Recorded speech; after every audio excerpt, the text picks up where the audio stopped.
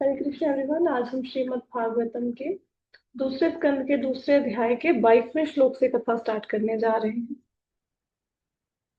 इस अध्याय में अब हम लोग योगी की यात्रा को पढ़ रहे हैं कि योगी कैसे अपने शरीर का त्याग करता है और शरीर का त्याग करने के बाद कैसे उसकी आगे की जर्नी, उसकी आत्मा कैसे आगे कौन कौन से लोकों में जाती है, कहाँ वो जाके किन किन लोगों से होके गुजरती है, कैसे वो अपने जीवन के उद्देश्य की प्राप्ति करता है, ये सब हम पढ़ रहे हैं।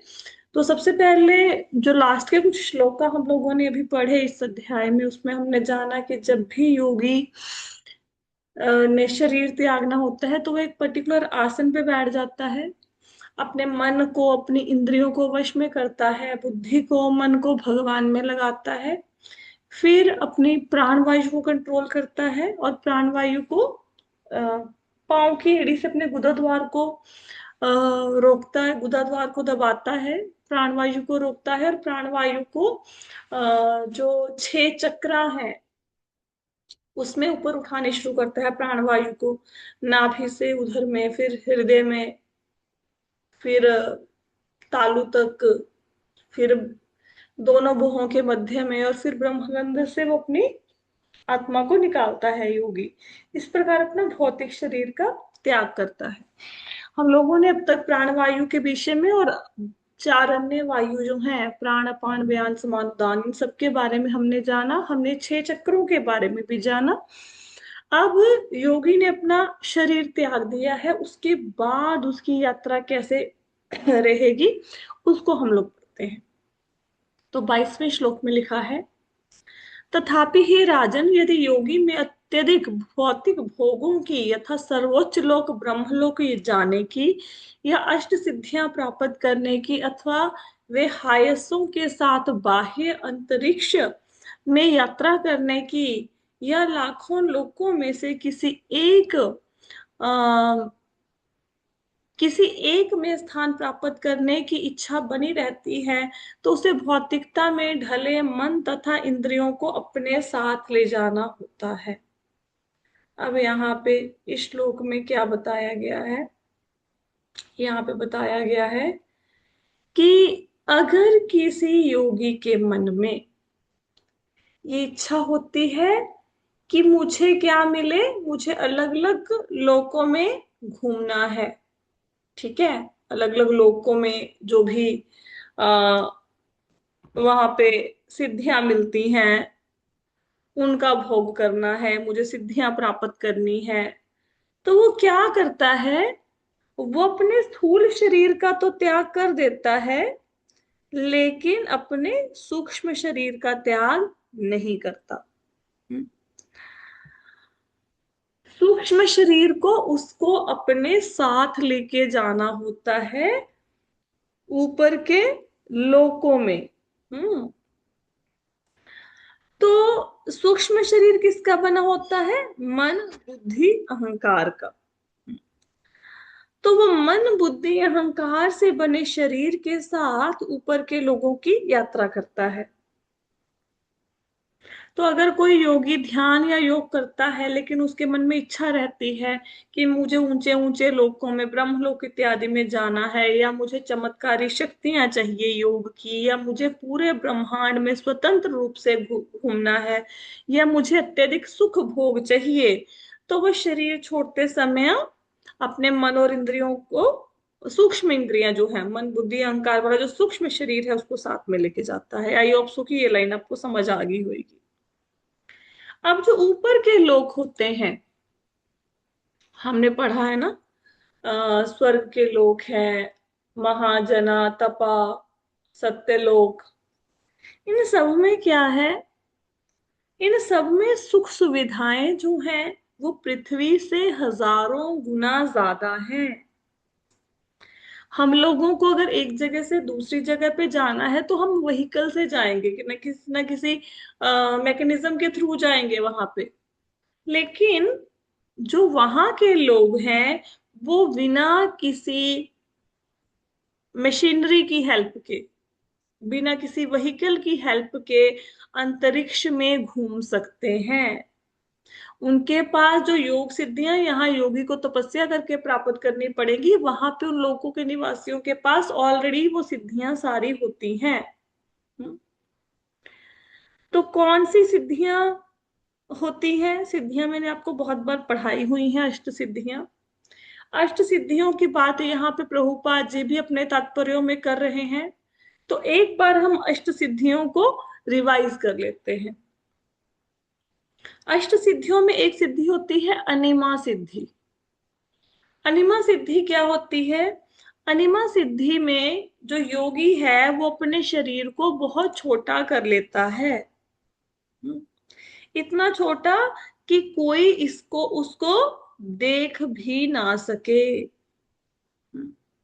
जैसे हनुमान जी ने जब माता सीता को खोजने के लिए गए, तो उन्होंने जब रावण की लंका में प्रवेश करना था, तो उन्होंने अपने आप को बहुत ज्यादा छोटा कर लिया।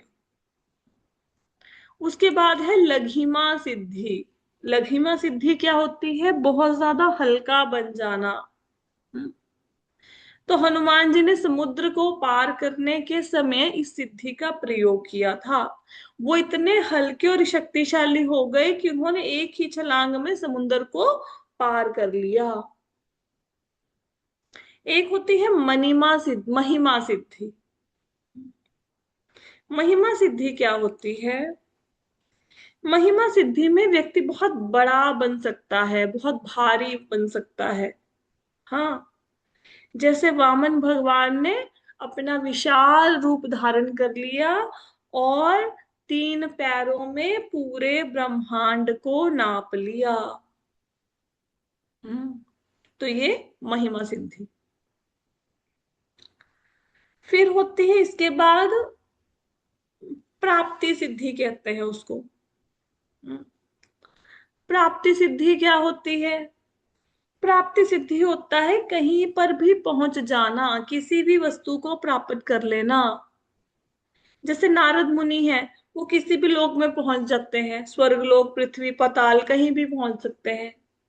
तो यह है प्राप्ति सिद्धि। फिर है प्राकम्य सिद्धि। प्राकम्य सिद्धि क्या होता है? प्राकम्य सिद्धि होता है, प्राकम्य सिद्धि का मतलब अपनी इच्छा को पूर्ण करना। इच्छा को पूर्ण करना। जैसे इसके उदाहरण है विश्वामित्र। विश्वामित्र मुनि ने कठोर तपस्या की और उन्होंने स्वर्ग जैसा एक लोक क्रिएट कर दिया। एग्जैक्टली स्वर्ग की नकल बना दी। हम्म। तो ये है प्रकम्य सिद्धि के उदाहरण। फिर है इशित्व सिद्धि। इशित्व सिद्धि है सृष्टि पर नियंत्रण करना। हम्म। तो इसमें सृष्टि पर नियंत्रण करना या सृष्टि के तत्वों पर नियंत्रण करना। जैसे पृथ्वी तत्व है, जल तत्व है, वायु तत्व है, इसके ऊपर नियंत्रण कर लेना। वशित्व सिद्धि के उदाहरण जैसे अगस्त्य ऋषि हैं। अगस्त्य ऋषि ने क्या किया? अगस्त्य, एक मिनट नहीं, वशित्व सिद्धि के उदाहरण है शिव जी। वो सृष्टि का संहार करते हैं, सृष्टि का संहार। इशित्व सिद्धि का अर्थ है सृष्टि पर नियंत्रण करना। थोड़ा वो हो गया, मिसमैच हो गया, सॉरी। इशित्व सिद्धि का अर्थ है सृष्टि पर नियंत्रण करना। जैसे शिव जी हैं, शिव जी पूरी की पूरी सृष्टि का संहार कर देते हैं प्रलय के समय पे, रुद्र रूप में। इसके बाद है वशित्व सिद्धि। वशित्व सिद्धि का मतलब होता है तत्वों को या जीवों को वश में करना। हम्म। जिसके पास वशित्व सिद्धि होती है, वो प्रकृति को, जीव को कंट्रोल कर सकता है। और जे जो मैंने अभी पहले बताया, गलती से पहले बताया था, कि जो तत्व है पृथ्वी, जल, अग्नि, वायु, इनको भी कंट्रोल कर सकता है व्यक्ति, अगर किसी के पास ये वाली सिद्धि हो। वशित्व सिद्धि। इसके उदाहरण है अगस्त्य ऋषि। जैसे अगस्त्य ऋषि ने क्या किया? अगस्त्य ऋषि ने एक बार पूरे समंदर का सारा पानी पी लिया। हम्म। हुआ क्या था कि एक बार देवताओं और राक्षसों के बीच में बहुत भयंकर युद्ध हुआ। देवताओं ने वृत्तासुर नाम के राक्षस को मार दिया। अब राक्षसों ने क्या किया, राक्षस भयभीत होकर इधर उधर छिपने लग गए। तो कुछ राक्षस समुद्र के अंदर जाके छिप गए। वो क्या करते, अंधेरे में बाहर निकलते, ऋषियों को, मुनियों को, देवताओं को और महात्मा पुरुषों का वध करते, फिर समुद्र में जाके छिप जाते। तो अगस्त्य ऋषि ने क्या किया, जब सभी देवता अगस्त्य ऋषि के पास इस समस्या का हल पाने के लिए गए, तो अगस्त्य ऋषि उनके साथ चल दिए देवताओं के साथ, और जिस समुद्र के अंदर राक्षस छिपते थे उसका सारा पानी पी लिया। उन्होंने जल तत्वों को कंट्रोल किया हुआ था। तो छिपे हुए राक्षस नजर आ गए। राक्षसों ने उन देवताओं ने उन राक्षसों का वध कर दिया। अब जब समुद्र का सारा पानी सूख गया, फिर देवताओं ने फिर से रिक्वेस्ट की अगस्त्य ऋषि को कि पानी को वापस भर दें। तो अगस्त्य ऋषि ने फिर वो जो सारा जल था उसको वापस कर दिया, प्रकृति को दे दिया। फिर वो जल से सारा भर गए जो भी जलाशय थे। तो अगस्त्य ऋषि बहुत महान है, इनकी बहुत सारी कथाएं हैं। एक और कथा है अगस्त्य ऋषि की, अब चर्चा हुई, एक और कथा आपको सुनाती हूँ। एक बार विंध्याचल पर्वत और मेरू पर्वत के बीच में जलन हो गई। दोनों एक दूसरे से जलस करने लगे, विंध्य पर्वत और मेरू पर्वत। और जो विंध्य पर्वत था वो मेरू पर्वत जितना बड़ा बनना चाहता था। तो विंध्य पर्वत ने अपना आकार बढ़ाना शुरू किया, इतना ज्यादा अपना आकार बढ़ा लिया कि वो आसमान तक पहुंच गया। अब जब विंध्य पर्वत ने इतना ज्यादा आकार बढ़ा लिया तो सूरज चंद्रमा सारे छिप गए, और धरती पर क्या हुआ, अंधेरा छाने लगा। अब फिर से लोग अगस्त्य ऋषि के पास आए कि समस्या का हल निकालो। तो अगस्त्य ऋषि उस समय उत्तर भारत में रहते थे। तो उन्होंने विंध्य पर्वत से कहा कि आप नीचे झुको, विंध्य पर्वत को बोला कि तुम नीचे झुको, मुझे दक्षिण की ओर जाना है। हम्म? तो जो अगस्त्य ऋषि थे वो बहुत महान थे। तो विंध्य पर्वत ने जैसे ही बात सुनी ऋषि की, तो उनकी महानता को देखकर विंध्य पर्वत ने क्या किया, अपना कद छोटा कर लिया, अगस्त्य ऋषि को निकलने का स्थान दे दिया, झुक गया विंध्य पर्वत। तो धरती पर फिर से सूर्य चंद्रमा सब चमकने लग गए। तो ऋषि ने कहा कि जब तक मैं दक्षिण से लौटकर उत्तर वापस ना आऊं तब तक अपने कद को नहीं बढ़ाना। तो विंध्य पर्वत बात को मान गया। फिर अगस्त्य ऋषि दक्षिण की ओर चले गए और वहीं पे बस गए, और फिर कभी उत्तर की तरफ नहीं आए। तो विंध्य पर्वत को आदेश दिया था कि जब तक मैं दक्षिण में ना आऊं, वापिस उत्तर भारत में ना आऊं दक्षिण से, तब तक अपना कद ना बढ़ाना। तो विंध्य पर्वत तब से अपना कद नहीं बढ़ा रहा। ये भी एक कथा है अगस्त्य ऋषि की। हाँ, तो ये हम लोग बात कर रहे थे सिद्धियों की। इसमें हम लोग वशिष्ठ सिद्धि का उदाहरण दे रहे थे, अगस्त्य ऋषि जिन्होंने जल तत्व को कंट्रोल किया। एक है काम वसहिता सिद्धि। काम वसहिता सिद्धि क्या होता है, कोई भी रूप धारण कर लेना। हम्म तो जैसे इंद्र है। अब इंद्र बहुत जगह पे आपने वर्णन देखा होगा कि इंद्र ने अपना रूप बदल लिया। तो इंद्र रूप धारण कर सकता है अलग अलग तरह के। तो ये उदाहरण है, और भी बहुत सारे पुराने में बहुत सारे लोगों का वर्णन आता है जो अपना रूप बदल सकते हैं। जैसे इंद्र एक बार परीक्षा लेने के लिए इंद्र और अग्निदेव महाराज शिवी के पास गए थे ना, कबूतर और बाज बन के। तो ऐसे वो अपने रूप को बदल सकता है। तो ये सारी सिद्धियां हैं। तो यहाँ पे क्या बताया गया है श्लोक में कि ये जो ऊपर के लोक हैं, ध्रुव लोक है, महर लोक है, इन सब लोगों के पास विशेष शक्ति होती है और वो अष्ट सिद्धियों के मालिक होते हैं।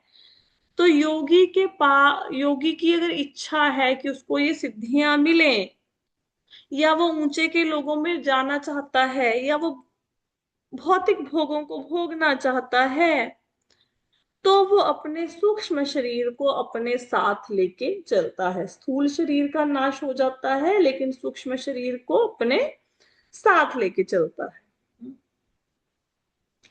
अब जैसे किसी व्यक्ति का मन है, उसका मन करता है कि मैं दुनिया को कंट्रोल करूं, मैं भोग करूं, मैं शक्तिशाली बनूं। अगर योगी के मन में ये इच्छाएं हैं तो वो शुद्ध नहीं है, अभी उसकी इच्छाएं पूरी तरह से शुद्ध नहीं हुई, वो शक्तियों और सुखों की तरफ आकर्षित है। लेकिन जो भक्त होता है, भक्त तो भगवान की सेवा करना चाहता है, वो किसी को कंट्रोल नहीं करना चाहता। ठीक है, यही स्पिरिचुअलिटी है। हम्म।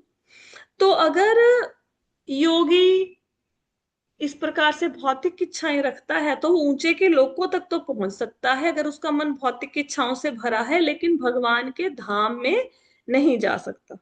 हम्म। मतलब योग से ऊंचे लोक और शक्तियां तो मिल सकती हैं, लेकिन भगवान का धाम तभी मिलता है जब मन पूरी तरह से शुद्ध हो और मन के अंदर कोई भी अम भौतिक इच्छा ना हो। ठीक है। तो आई होप सो कि ये वाला श्लोक अब सबको क्लियर हो गया।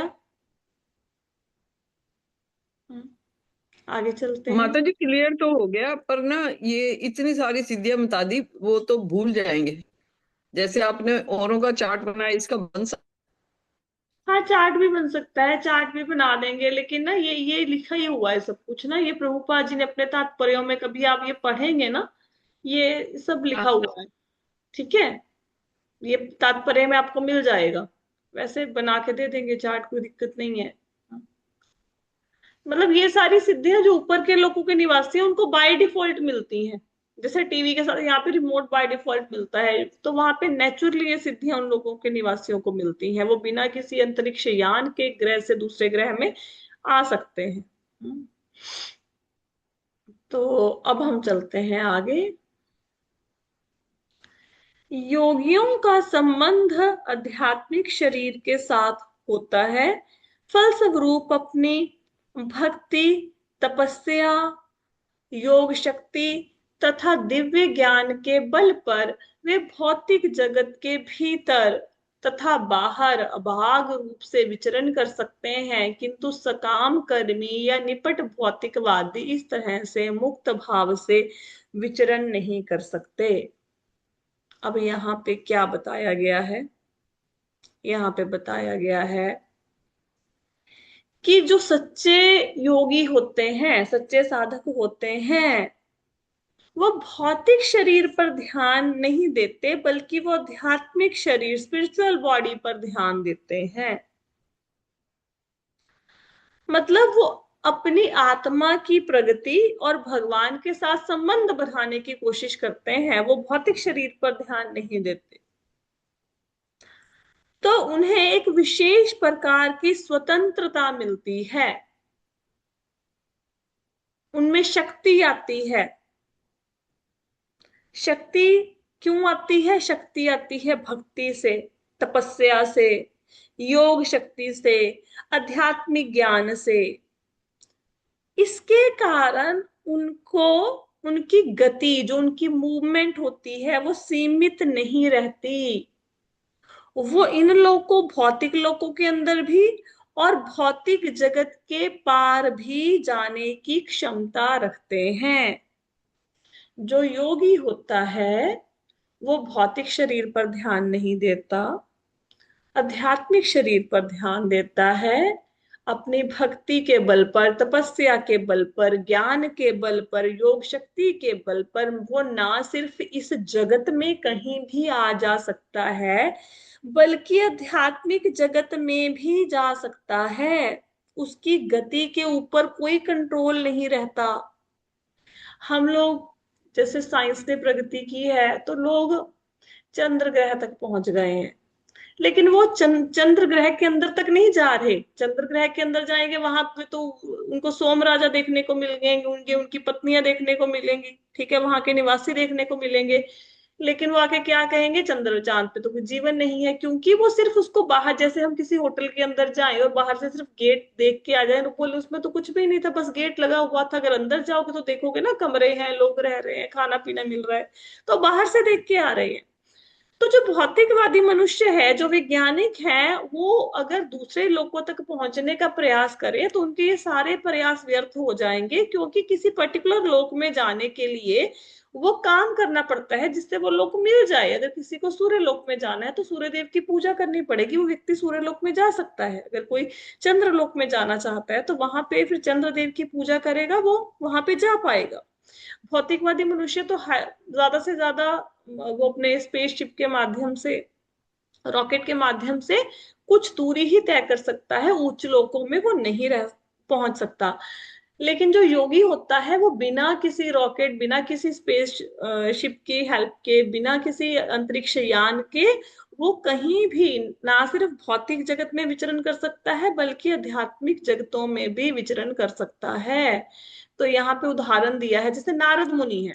अब नारद मुनि बैकुंठ में भी जाते हैं, नारद मुनि स्वर्ग में भी जाते हैं, वो पाताल में भी जाते हैं, वो पृथ्वी पे भी आते हैं। हाँ। अच्छा, दुर्वासा मुनि है, तो दुर्वासा मुनि भी कहीं जा सकते हैं। जैसे उन्होंने, दुर्वासा मुनि का अम्बरीश महाराज से झगड़ा हुआ तो सुदर्शन चक्र उनका पीछा करने लगा, दुर्वासा मुनि का। वो अम्बरीश महाराज को मारने के लिए उन्होंने राक्षस को उत्पन्न किया, तो सुदर्शन चक्र को गुस्सा आया। वो अम्बरीश महाराज भगवान के भक्त थे, राक्षस को तो मारा ही, दुर्वासा मुनि का पीछा करने लग गया चक्र कि अब तुम्हें मारूंगा, तुमने भक्त को हानि पहुंचाने की कोशिश की है। तो दुर्वासा मुनि ने कैलाश पर्वत की, ब्रह्मलोक की, भगवान विष्णु जहां रहते हैं, सारे लोकों की यात्रा 1 साल में ही पूरी कर दी। 1 साल में। क्यों? क्योंकि वो योगी थे, उनके पास सिद्धि थी, तो सिद्धि की वजह से वो कहीं भी जा सकते थे। ठीक है। तो जो योगी होता है वो भक्ति, तपस्या और योग शक्ति के बल पर इस जगत के भीतर और बाहर विचरण कर सकता है। लेकिन जो सकाम कर्मी है, जो भौतिकवादी है, वो इस ढंग से घूम फिर नहीं सकते। अब साइंटिस्ट बोले दुर्वासा मुनि गए थे, हम भी चले जाएंगे, नहीं जा सकते। ठीक है। आई होप सो कि श्लोका क्लियर हो गया होगा। भौतिक लोग ऐसा क्यों नहीं कर सकते? भौतिक लोग इसलिए ऐसा नहीं कर सकते, भौतिकवादी, क्योंकि वो सिर्फ कर्म फल के पीछे घूमते हैं, पैसा, इंजॉयमेंट, स्टेटस, इन सब के पीछे घूमते रहते हैं, तो उनको स्वतंत्रता नहीं मिलती कहीं जाने आने की। योगी को स्वतंत्रता मिलती है। भौतिकवादी लोगों का मन इच्छाओं में बंधा रहता है, और जहां पे मन बंधा हुआ है वहां पे स्वतंत्रता नहीं मिल सकती। योगी का मन बंधा नहीं हुआ भौतिक इच्छाओं में, तो उसको स्वतंत्रता मिलती है कहीं भी जाने आने की। ठीक है। तो आगे कहते हैं, मतलब मेन क्रक्स जो इस श्लोक का है वो ये है कि भक्ति, तपस्या, आध्यात्मिक ज्ञान से, योग शक्ति से मनुष्य की कॉन्शियसनेस इतनी सूक्ष्म हो जाती है, इतनी शक्तिशाली हो जाती है कि उसकी गति पर कंट्रोल कर नहीं किया जा सकता फिर।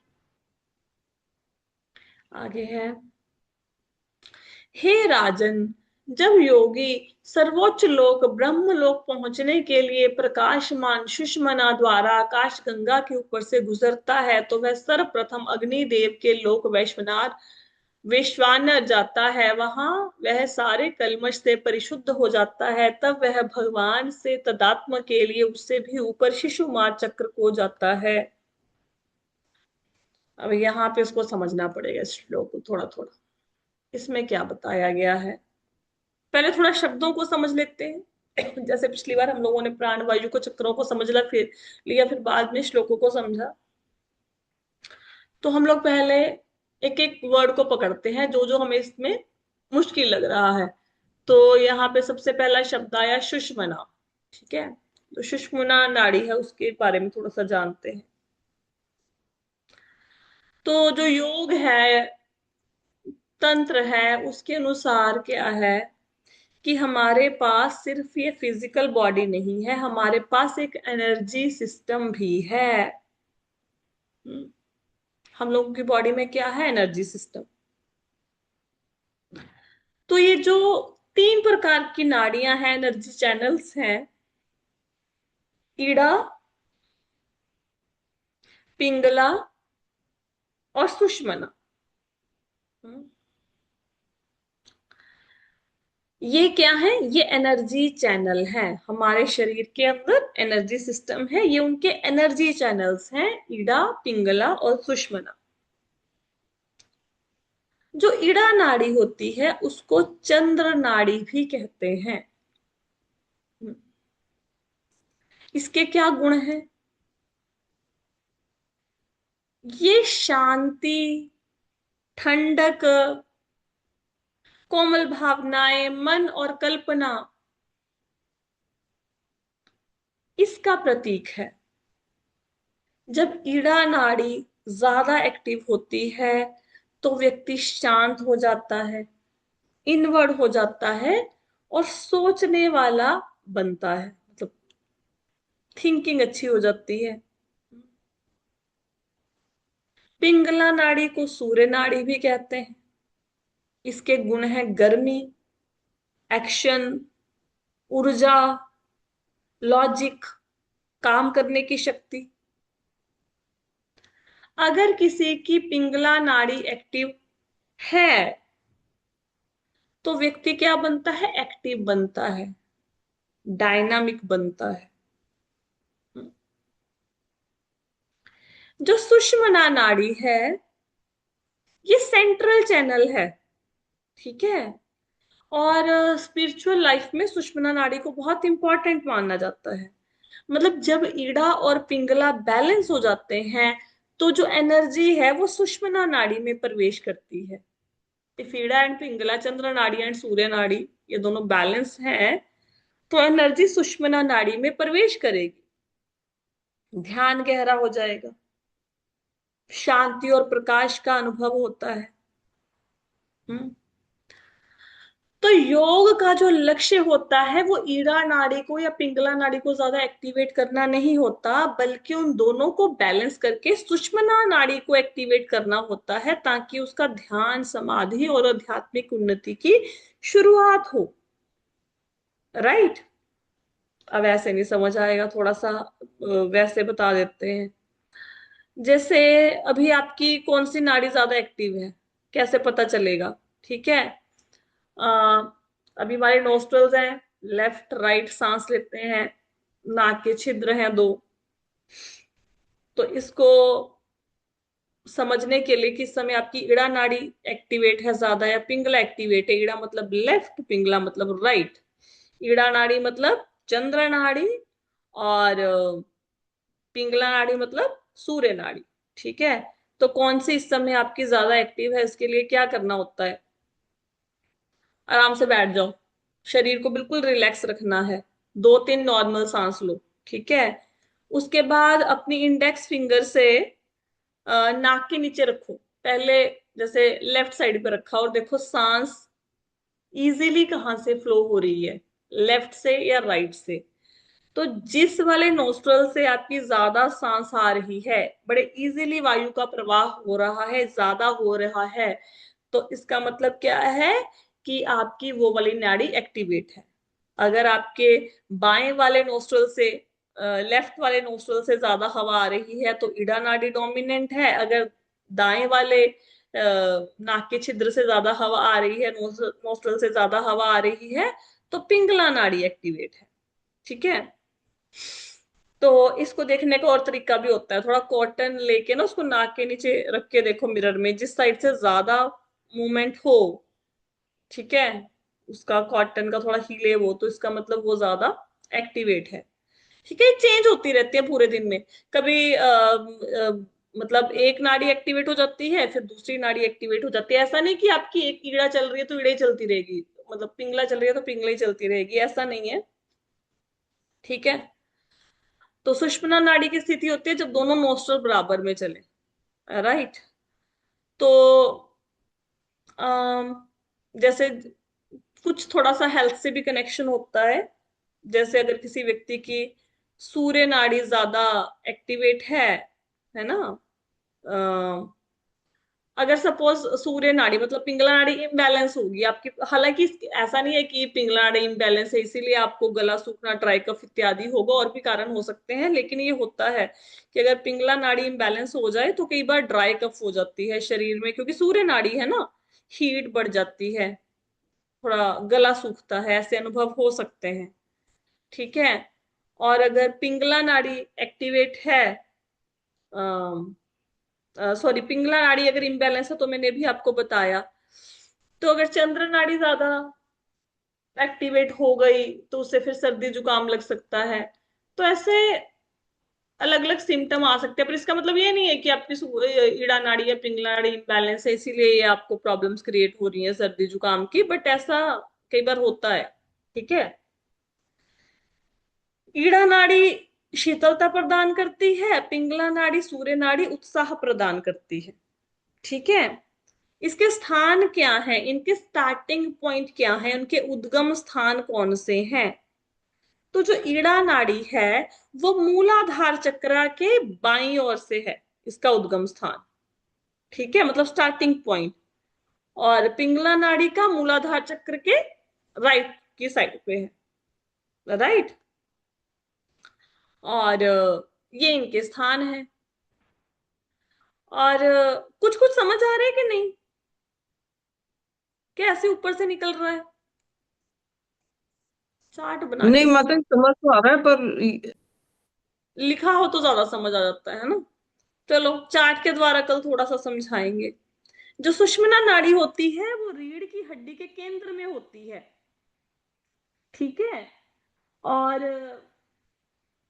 मतलब ये आपका मेन, मतलब समझो यहाँ से जब एनर्जी का फ्लो होगा तो व्यक्ति शांत हो जाएगा, तो व्यक्ति थोड़ा सुषुम्ना नाड़ी मतलब ईड़ा पिंगला को बैलेंस करने की कोशिश करते हैं। राइट, ईड़ा पिंगला को ज्यादा एक्टिवेट नहीं करते, सुषुम्ना नाड़ी को एक्टिवेट करते हैं, बैलेंस करते हैं दोनों को।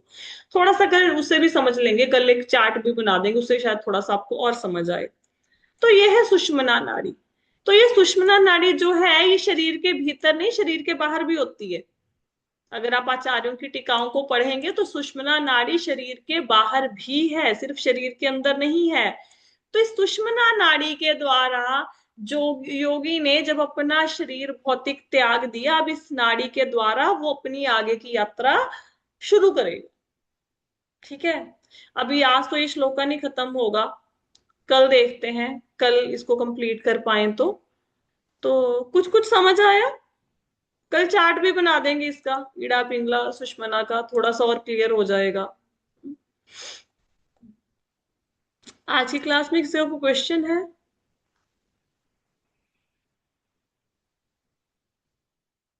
अगर कोई व्यक्ति स्वर विज्ञान सीखेगा तो स्वर विज्ञान में ये ईड़ा पिंगला नाड़ी का बहुत महत्व है, स्वर विज्ञान का बेस होता है ये। ठीक है, किसी को अगर स्वर विज्ञान आता हो यहाँ पे तो फिर वो थोड़ा इजीली इसको समझ हरे कृष्णा। पाएगा। हरे हरे कृष्णा माता जी। कृष्ण। माता जी वो मेरे को ना थोड़ा ये पूछना था कि हम्म, जैसे आपने मेडिटेशन का बताया था ना कि मतलब कि जैसे ब्रीदिंग पे वो फोकस करना होता है। हम्म, हम्म। हल- हरे हाँ जी, कृष्णा। हाँ जी, हाँ जी, हाँ जी, हाँ जी, बोलो बोलो। हाँ जी माता जी, मैंने ना मतलब एक दो दिन ट्राई किया था, मुझे तो ऐसा लगता है मैं ब्रीद ही नहीं सही तरह ले पाती।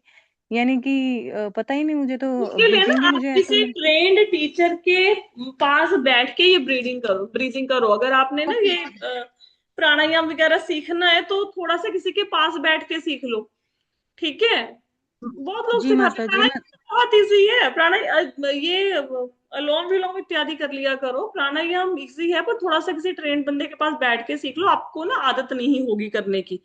इसलिए हो सकता है कि आपसे ना हुआ हो, बट इतना ज्यादा टफ नहीं है। हाँ, आदत नहीं होगी तो इसलिए मैं भी आपको प्रॉब्लम आ रही हूँ। अगर किसी दिन मेरे पास समय हुआ तो मैं करवा दूंगी। अभी तो खैर जी भागवत। माता जी वो शायद आदत ही नहीं है ना, क्योंकि वो ब्रीदिंग पे किया, वो समझ मतलब मुझे ऐसा लगा मैं सही तरह ब्रीद ही नहीं कर पाती। नहीं नहीं नहीं, कर पाते हो, कर पाते, तभी तो जिंदा हो। सही तरह से ब्रीथ नहीं कर पाते भी हॉस्पिटल में ना होते, आप कर पाते हो, ऐसे थोड़ा व्यायाम करने की जरूरत नहीं है। किसी दिन समय जी हुआ तो माता जी। करेंगे सारे। ठीक है। जी हरे और कृष्ण। हरे कृष्णा, और कोई है क्वेश्चन? नहीं है। ठीक है, तो आज की क्लास को यहीं पे विश्राम देते हैं, कल इस श्लोक को कंप्लीट करेंगे। श्रीमद् भागवतम की जय, श्रील प्रभुपाद की जय। हरे